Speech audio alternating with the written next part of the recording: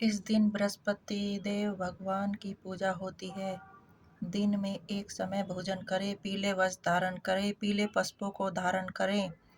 भोजन में भी चने की दाल का होना चाहिए, नमक नहीं खाना चाहिए। पीले रंग का फूल, चने की दाल, पीले रंग के कपड़े, पीले चंदन से पूजा करनी चाहिए।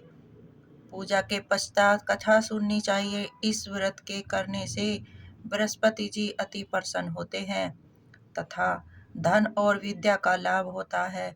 स्त्रियों के लिए यह व्रत अति आवश्यक है। इस व्रत में केले की पूजा का पूजन करना चाहिए। आइए कथा सुनते हैं। किसी गांव में एक साहूकार रहता था, जिसके घर में अन्न वस्त्र धन की कोई कमी नहीं थी, परंतु उसकी स्त्री बहुत ही कृपण थी, किसी भिक्षार्थी को कुछ नहीं देती थी, सारे दिन घर के काम काज में लगी रहती। एक समय एक साधु महात्मा बृहस्पतिवार के दिन उसके द्वार पर आए और भिक्षा की याचना की। स्त्री उस समय घर के आंगन को लीप रही थी। इस कारण साधु महात्मा से कहने लगी कि महाराज, इस समय तो मैं घर लीप रही हूँ, आपको कुछ नहीं दे सकती, फिर किसी अवकाश के समय आना। साधु महात्मा खाली हाथ चले गए। कुछ समय के पश्चात वही साधु महात्मा फिर आए और उसी तरह भिक्षा मांगी।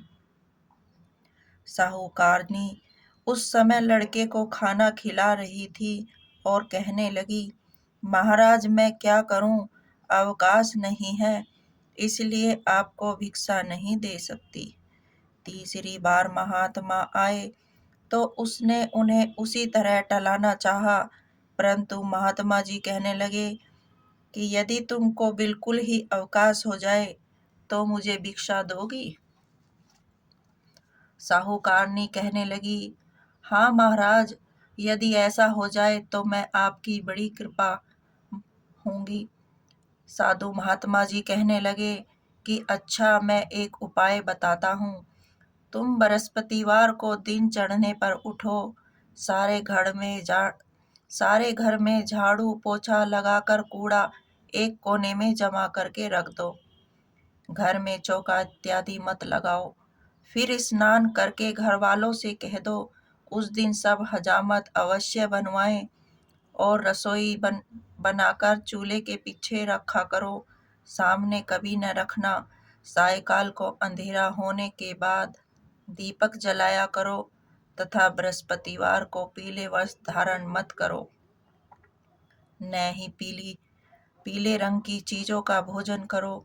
यदि ऐसा करोगी तो तुमको सब घर के कामकाज नहीं करने पड़ेंगे। साहूकारनी ने कहा ऐसा ही साहूकारनी ने कहा ठीक है। साहूकारनी ने ऐसा ही किया। बृहस्पतिवार को दिन चढ़े उठी और झाड़ू लगाकर कूड़ा एक घर में जमा करके रख दिया। पुरुष ने हिजामत बनवाई, भोजन बनाकर चूल्हे के पीछे रख दिया और वह सब बृहस्पतिवार को ऐसा ही करती रही। अब कुछ काल पश्चात उसके घर में खाने को दाना ना रहा।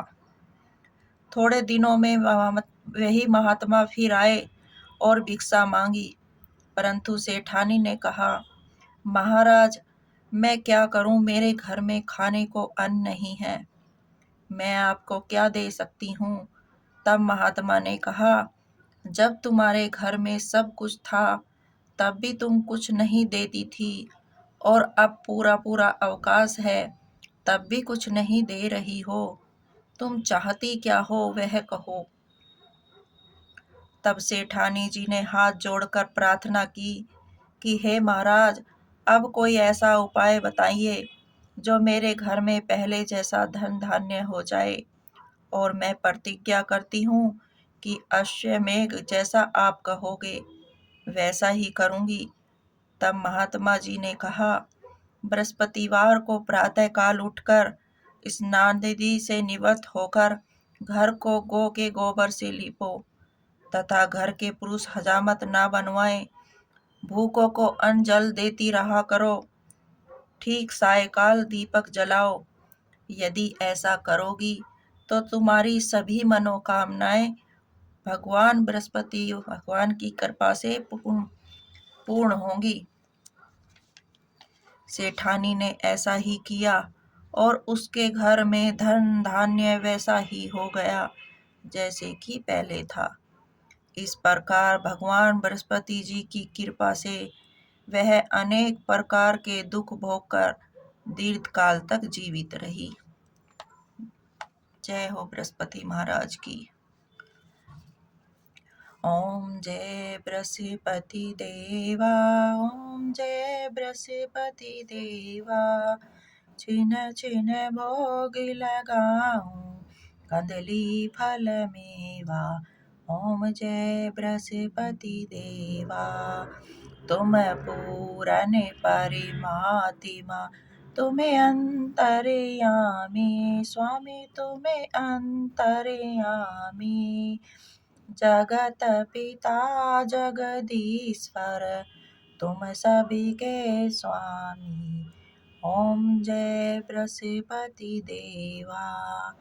चरणामृत निज निर्मल, सभी पातक हरिता स्वामी, सभी पातक हरिता।